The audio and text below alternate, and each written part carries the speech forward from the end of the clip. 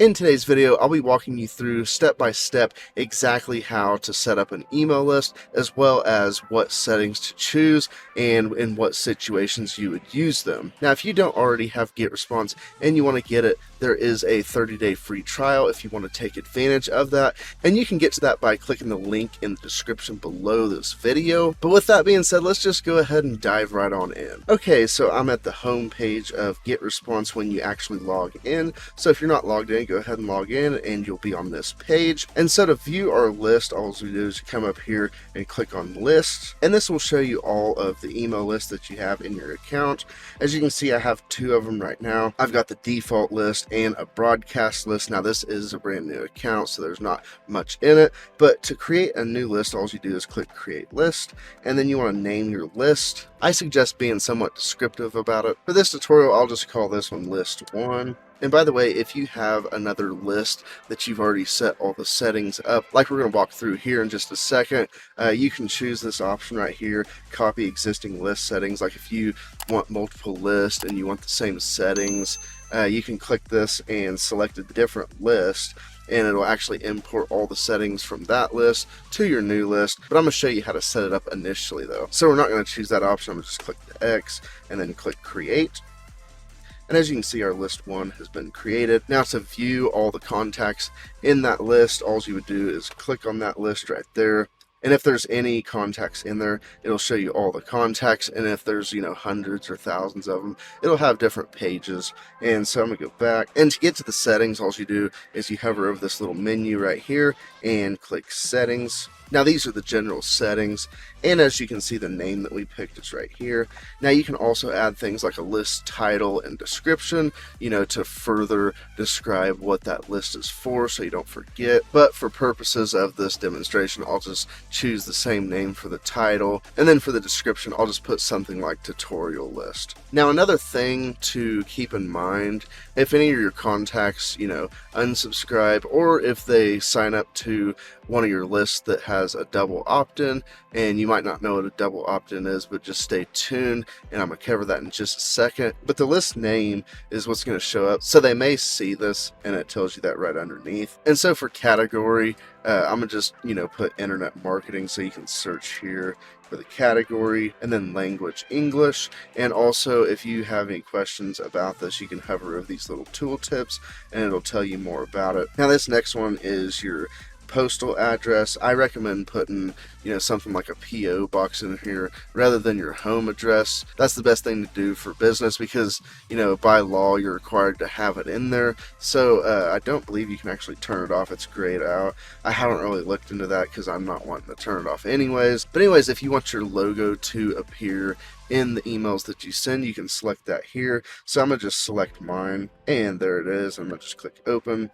And then there's your logo. Now you can choose when you're sending your emails whether to show it or not. This way it's there if we want to show it, but you don't have to upload it. Now there's an option for if you want to add a link to the logo so that when someone clicks your logo, it'll go to your website. So I'm going to go ahead and put my website here. And don't forget the HTTPS. And then this is a RSS feed for Getresponse. I'm not going to cover that. But to save your settings on each one of these pages, as you can see, there's multiple pages. There's 3 of them. I always click Save General Settings so that I don't forget.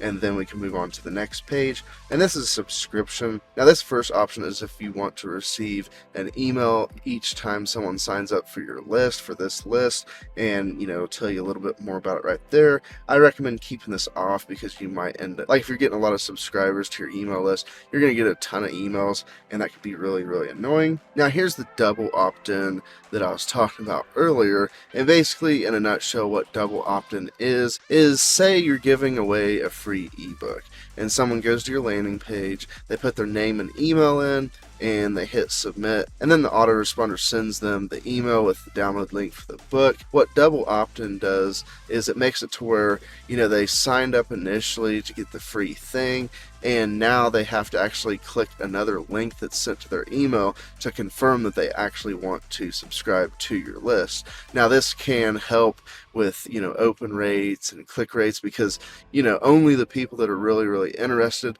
in being on your list are going to do that. So you you'll have like a highly engaged list, but you'll have a lot smaller of a list. I recommend just leaving it off because a lot of people are just either too lazy to do that or they forget. So I just leave it off, but you can turn these options, on for just web subscriptions, which would be like, landing pages that you build in Getresponse, and also forms.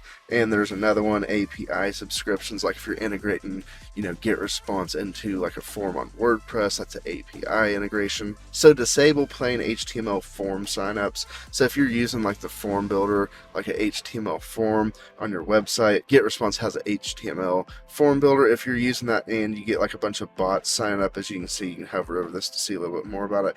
You can disable them, but I would just leave it off unless you're having a bunch of problems. Honestly, I'd put a captcha on there if you're having a lot of problems with bots. Okay, and confirmation page is basically the page that your leads will see after they sign up for your list, if you don't have a page that it redirects to. So I'll just right click and open this, and it'll look like this. And as you can see, our logo's there. And then unsubscribe and consent details page.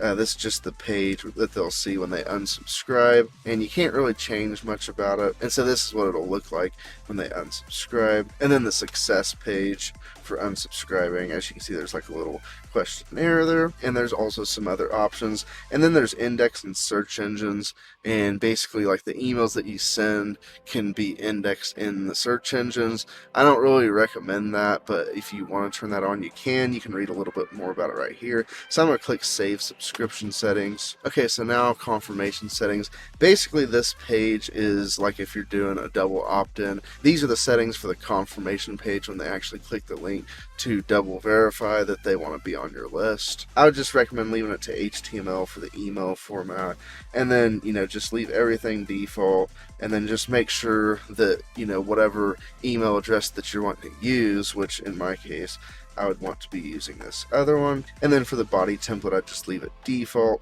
but you can click this also and it'll show you what the confirmation page looks like. And that's all the settings for that one. I'm gonna click Save Confirmation Message. Okay, so now we're done configuring our list. So I'm gonna go back to list, and then there it is, all configured and ready to go. Okay, so now I'll show you a few extra options with these lists. So if you come back over to this menu, and as you can see, this first item is add contacts. So if you click on that, like if you had a different email automation software before, say you had like ActiveCampaign or Aweber or something like that, and you're moving to Getresponse, you can manually add contacts to this list, and you can just select the options here, like what list you want to add them to, and you can do it one by one, or you can upload like a list exportation file that's like in CSV or Excel format, and it'll automatically add those to your list. And then you select the option like if you want to add and update the existing ones, or only add the new ones, or only update the existing ones. So several different options, and please be sure that you have permission to add these. And so if we go back, the next option is to make this list default. So you can click this button. As you can see, this one says default over here.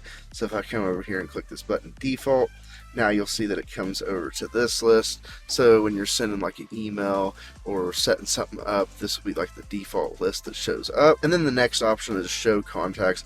All that does is when you click on it, it just shows all the contacts in that list. And then right here, you can show all the newsletters associated with this list, as well as all the autoresponders that are associated with this list. And you can also send a message to this list by clicking this, and then you can proceed to writing the email and sending it or scheduling it. So as you can see, it's super easy and straightforward to set up an email list with Getresponse. There's nothing complicated about it. And as you can see, it only takes a few minutes, and then you'll be ready to start sending emails to those lists or setting up autoresponders, etc. Now this isn't all, because it's very, very important to understand how autoresponders work so that you can send things like free ebooks to people when they sign up to your list. This is very, very important to actually get people to want to sign up to your list. list. And if you're interested in setting up an autoresponder and making it to where you can send someone a free ebook when they sign up for your email list, go ahead and click into this video here now. But with that being said, if you got value from this video, make sure you give it a thumbs up. I would appreciate it. And if you haven't already and you want to see more videos like this where I walk you through step by step, be sure to smash that subscribe button below and also turn on all notifications so you'll get notified when I come out with new videos like this. And with that being said, I will catch you in the next one. Cheers.